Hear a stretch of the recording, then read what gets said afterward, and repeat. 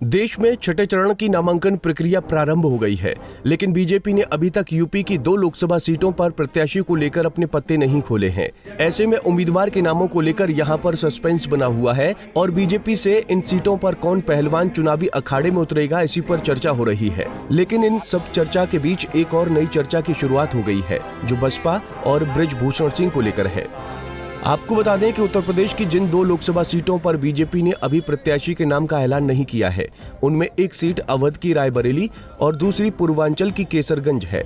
गोंडा जिले के तहत आने वाली केसरगंज लोकसभा सीट पर बीजेपी का ही कब्जा है। इस सीट पर मौजूदा सांसद भारतीय कुश्ती महासंघ के अध्यक्ष रहे बृजभूषण शरण सिंह हैं, लेकिन बीजेपी इस बार उनके नाम का ऐलान करने में हिचक रही है। गौरतलब है कि बीजेपी के इस हिचक की बड़ी वजह देश की महिला पहलवानों का सांसद बृजभूषण शरण सिंह पर यौन शोषण के आरोप लगाना है, जिससे बीजेपी को फिलहाल पार पाते नहीं बन रहा है। लेकिन बीजेपी बचाव के तमाम रास्तों को तलाशने में लगी है, मगर केसरगंज सीट पर बृजभूषण सिंह के नाम का ऐलान चाहकर भी नहीं कर पा रही है।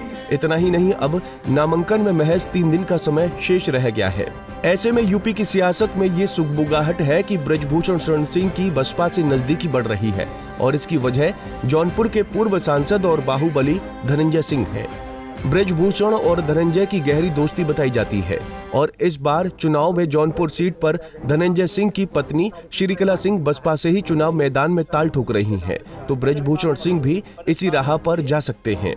दरअसल बृजभूषण सिंह ने ये प्लान इसलिए बनाया है कि अगर बीजेपी से उनका टिकट नहीं मिलता है तो फिर वो हाथी के महावत बनकर चुनावी मैदान में उतरेंगे, क्योंकि बृजभूषण चुनाव लड़ने का पहले ही ऐलान कर चुके हैं और अब उनके पीछे हटने की उम्मीद नहीं है।